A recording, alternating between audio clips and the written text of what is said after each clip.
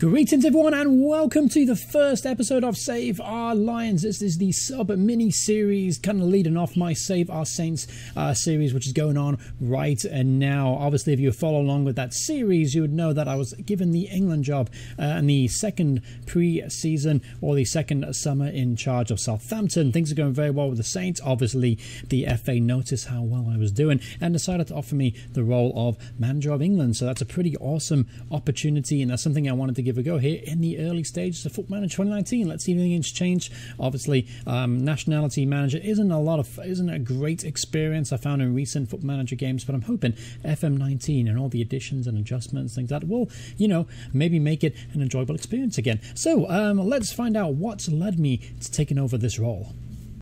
Hey everyone, once again, welcome back to Save Our Lions. Today's going to be obviously the introduction video, and also going to take on Denmark, and we're going to take on Spain. So exciting, right? International management. Haven't done this in Football Manager on my channel, I don't think. It's been about 2 or 3 years on Football Manager 2 before, actually, since I have done any kind of international management at all. So let's set the scene, shall we? So England, currently, they are 7th place in the world rankings. As you can see, 1 place below Portugal, and then above them, Germany, Spain, Belgium, Brazil, and France. And then below us are Croatia, Argentina, Uruguay, Sweden, Switzerland, Denmark, who we play today, and United States of America. So things, honestly, I guess that's pretty much where I expected it to be, about 7th place. Let's see how I got the job. Let's take a look at the schedule real quick. And it looks like it's because they didn't get to past the group stage of the Euro Championship. So anyway, this is the recommended squad that was given to me. Obviously, a team of 23. We take on Denmark and then Spain. This is probably the best team in England right now, for England right now. And as you can see, there are a few surprise additions in there. The likes of Harry Winks, who's kind of stopped his growth at a 3-star overall rating international. Still a very talented player, and he works in a system that we'll be using. I still haven't thought about what kind of identity I want my England team to have. As of right now, I'm going to stick with the same tactic that I'm using as Southampton manager, which is a controlled possession 4-2-3-1 formation. A lot of patient build-up, medium tempo, and just looking to carve out opportunities, just being careful and being defensively responsible. That's what I've got for England right now.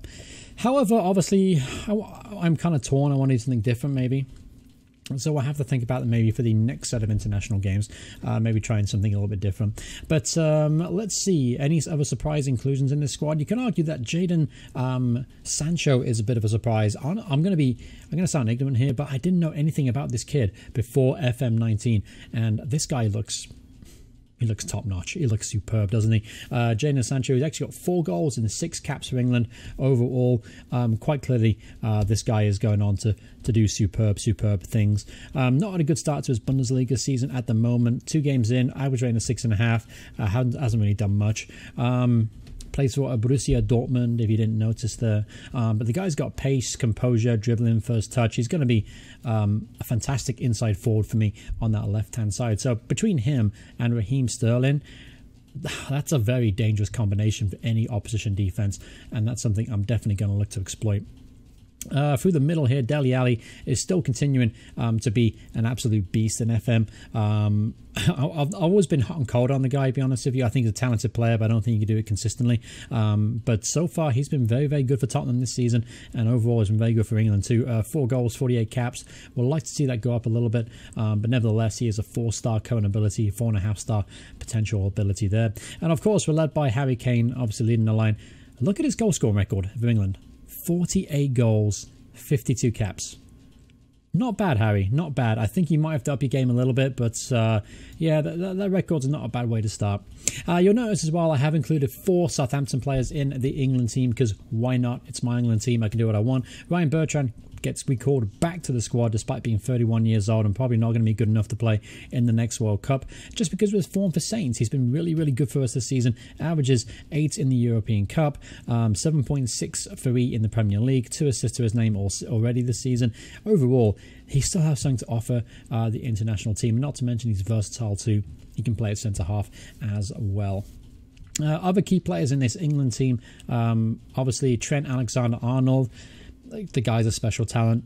A really special talent, attacking fullback. I'm going to try to make the most of him, no doubt about him, trying to get up and down, create opportunities for the attacking Cotro up top.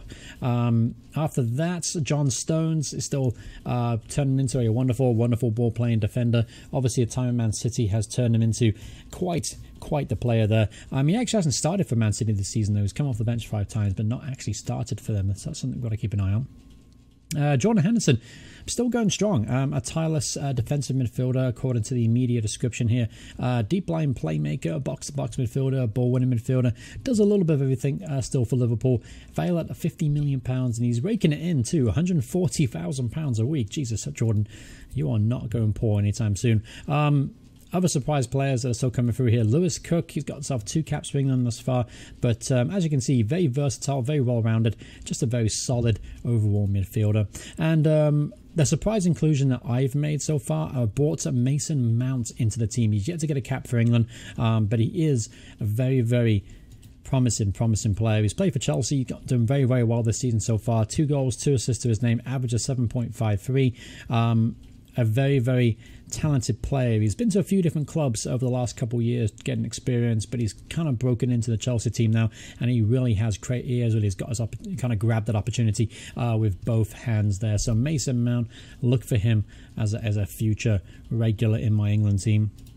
Other players you could probably consider coming back into the team in the near future would be Maitland-Niles, just for his versatility. Reminds me a little bit of James Milner, just being able to play everywhere.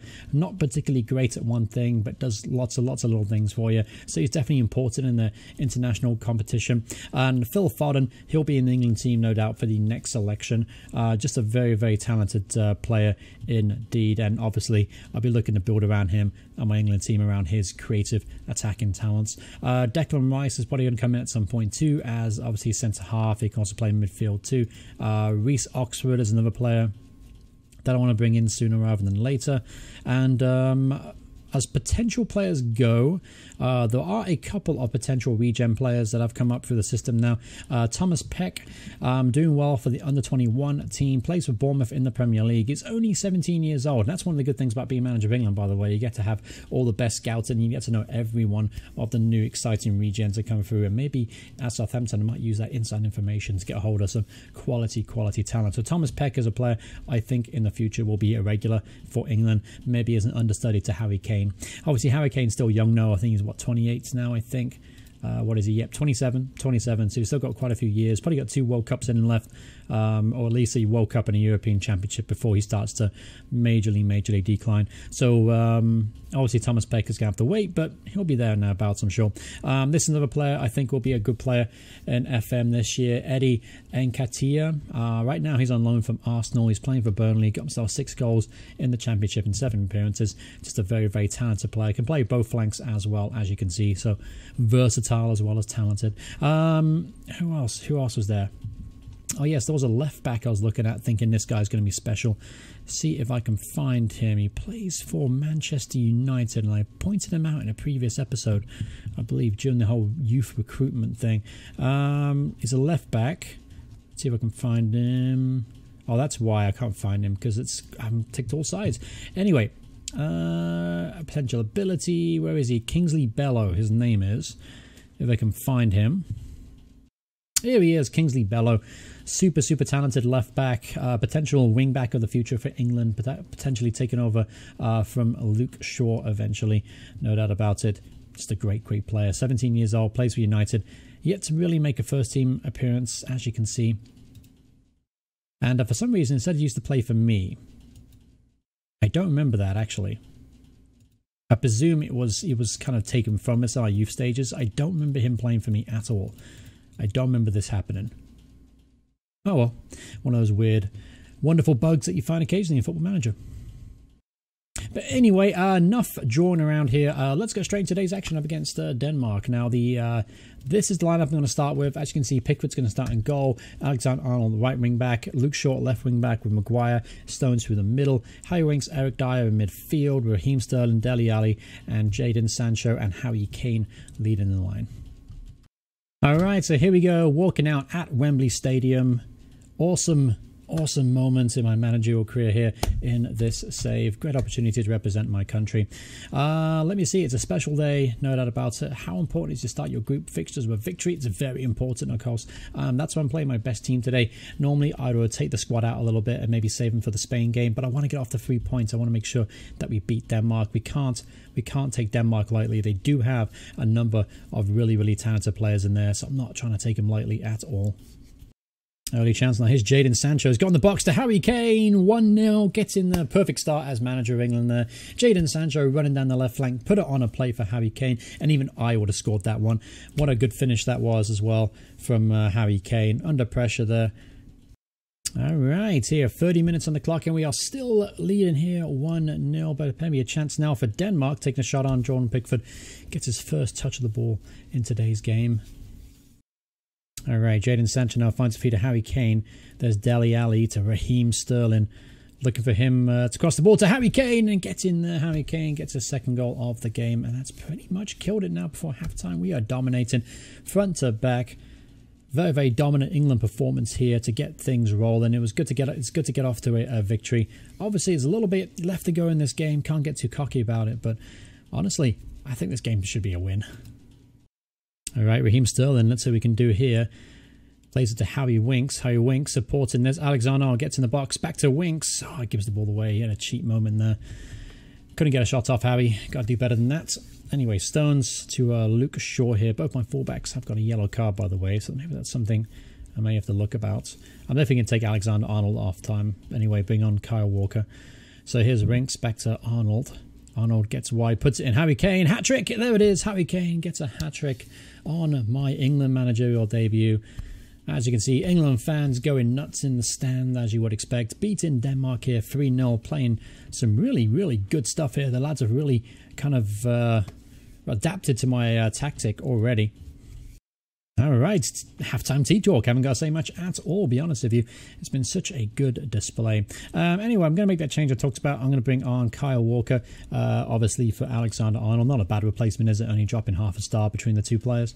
Other changes to make. I could bring off Harry Kane. He's got a hat-trick after all. This day's not going to get much better than it is. Could bring on Jack Grealish too. Yeah, let's bring on Jack Grealish for Dele Alli. Oh, could bring on Mason Mount. No, that was tempting. Actually, yeah, what I'm going to do here is Jack Grealish can go to the left, Mason Mount through the middle. There you go. We've given Mason Mount his international debut today. All right, here's Harry Kane now trying to go all alone here, and he's hacked down, and Delaney's in trouble here. Yeah, he's going to get sent off. Denmark are going down to 10 men. To Larega. Okay, so come on. We got about 7 minutes to go in this game. It'd be a bit of a shame here if we get to concede. And Jorgensen has a good opportunity. That goes down as a clear-cut chance, in fact, for Denmark. But that would have been disappointing if we conceded here. Obviously, keeping a clean sheet and beating Denmark comfortably is a pretty good way to start my international career. All right, so there it is. Full-time whistle has gone here at Wembley. 3-0 victory over Denmark here. Obviously, we have tougher tests ahead of us, but it was good to get off to a good start here as manager of England. So, obviously, happy to get away with 3 points there. Harry Kane get himself a hat-trick too. What a perfect start. Speaking of, let's take a look at the Spanish squad real quick. It looks like De Gea and Kepa kind of split the time between them because, I mean, obviously, looks like David De Gea started the last game. Doesn't mean he'll start this one, of course. Let's take a look at throughout their squad, though. Morata looks like he's kind of taken over the mantle as Spain's #1 striker. 14 goals and 28 appearances. Still at Chelsea, by the way, and actually doing pretty decent for them. Scored 18 goals in the league last year. Who else do they have in this team? Obviously, Isco is in the Real Madrid attacking centre midfielder, supremely talented technically and mentally. Who else is in here? We have Suso, right winger, now plays for Manchester United. I've already seen him this season in the Southampton part of the series. Jordi Alba still going at 31 years old. At the back, who did at the back? Jorge Mir, who's a 23-year-old centre-half, plays for Bayern. So Bayer Leverkusen. Who else? Who's his partner? Nacho of Real Madrid. Yep, played for Real Madrid. Of course, he's playing Madrid whole his career. Obviously, regular now for Real Madrid. All right, so here we go, up against Spain. And now I am tempted to make changes out there just because of fitness and legs. The only change I will be making today, though, is I'm going to bring on Ryan Bertrand to play left wing back ahead of Luke Shaw. Winks, I'm actually going to drop as well for Henderson. Any other changes? Nope, I don't think I need to make any other changes. Obviously, I will be making some as the game progresses because of tired legs, etc. But largely speaking, I'm fairly confident this team is going to get a good result here in Spain. So Pickford in goal, Bertrand left back, Arnold right back, Maguire, Stones with the middle of defence with Dyer, Henderson in midfield, Sancho, Ali, Raheem Sterling and Harry Kane leading the line. All right, and we just noticed as well, Dele Alli's 50th cap for England. So congratulations, Dele Alli.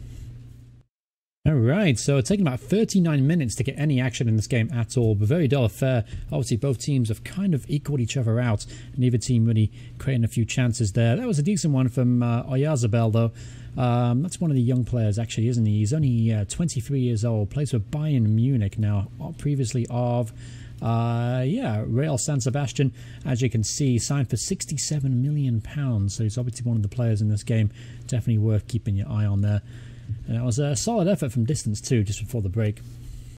Alright, so a very stout, solid England performance here thus far. Not giving up too many chances, but then again, not really creating too many of ourselves. So really, same old for England. I'm going to say we've been unlucky though. Obviously, I do have attacking options on the bench I can bring on kind of to change the look of the side. I'm thinking about maybe Jesse Lingard, Marcus Rashford, obviously, and then I could bring on Alexander-Arnold too. There's Sancho though. Good start to the second half, Jadon Sancho. Alright, 75 minutes on the clock here. I'm going to have to make a change. Alexander-Arnold is really struggling out there at 61%, so Kyle Walker comes on. Again, not a bad replacement to have in there. What other changes can we make to this side to freshen some legs up? So, we could bring on Jesse Lingard. Obviously, Jesse, where's he comfortable playing? He can play inside forward and left or wing it on the right. So, obviously, naturally right-footed here. Means I have to bring off Jadon Sancho. I could move Jadon Sancho to the right, perhaps. Doesn't really suit him, though, does it? I'm going to bring on Jesse Lingard, but I'm going to play him on the right-hand side. Despite being naturally right-footed, tell him to cut inside. He's got the talent and ability to use his left foot, though, so I'm not too concerned. Dele Alli's been very quiet in there, so I'm thinking about maybe Jack Grealish. Yeah, let's bring on Jack Grealish here to play instead of Dele Alli in the hole behind Harry Kane. Alright, so 75 minutes on the clock here. Neither team yet to really carve out any clear-cut chances. Let's see if this is the moment that we've all been waiting for. So here's Jesse Lingard now. He's got Kyle Walker on the overlap. Grealish finds him. There's Walker now. Puts the ball in beautifully to Harry Kane. 1-0 England. Get in there, my son. A second shot on target of the game. Only second shot on the target for England. Half a chance, and Harry Kane finds the back of the net. Beautiful work there. Grealish setting up Walker. That ball was almost underhit. Walker gets there beautifully, puts the ball in, and a good finish there from Harry Kane. 4 goals in 2 games now for Harry Kane. He's had a pretty good start to my England career. Alright, here is maybe another chance now straight away. But Spain get hold of the ball here. Looking forward to Diego Costa. Man, do I hate this guy so much. Anyway, here's Isco now. Takes a shot on, and it's always going wide of the mark. Corner kick. Don't do anything stupid. Maguire makes the clearance, and Thiago takes a first-time shot. Lucky enough, though, it goes wide. Alright, just a few minutes now left of the game. Obviously, 3 minutes of added on time here. We just have to keep hold of the ball and don't do anything stupid. And we're going to come away with a win here against Spain. And a really good way to start this England career. Here's Kane. He's got Jack Grealish. He finds the back of the net. Jack Grealish. Get in there, my son. Justifying my decision to take my player. And there you go. England 2-0 up here against Spain. Game, set, match. And we're going to the top of our division. Alright, there you go. Full-time whistle has gone, and we've got an incredible result here early on in my time as manager of England, beating Spain in Spain. That's quite the achievement. I'm not actually sure when the last time that happened for England, but a great result nevertheless. Obviously, Harry Kane being the star of the show out there. Just overall, a very, very good display from England. And obviously a goal for Jack Grealish too. I believe that's his first goal in an England jersey and only his 3rd appearance, justifying my decision to take him. ahead of the likes of Phil Fodham. Anyway, yeah, that's going to wrap up this episode. Again, it was more of an introduction. Obviously, getting used to international management. It's a little different to regular club management if you guys aren't familiar with that. So in the future, in the next episode, what we'll do is we'll just go to the next set of fixtures, which is going to be up against France and Denmark. Obviously, a win against Denmark there will put us in the driving seat and guarantee a role now in the next, obviously, to the next stage, was the semi-final. All right, so thanks so much for watching. Hope you guys enjoyed it. Sorry I'm a little off today. I'm actually a little sick right now, so I'm doing this recording because I want to continue my Saints save as well, and I can't really go back in time, do an England game, and then go back to the Saints. I have to kind of do it in chronological order, if that makes sense. But thanks so much for watching it. I hope you guys enjoyed it, and if you did, remember to leave a like on it. If you want to see more from me in the future, please hit subscribe, turn notifications on. Thanks so much for watching. I'll see you guys soon.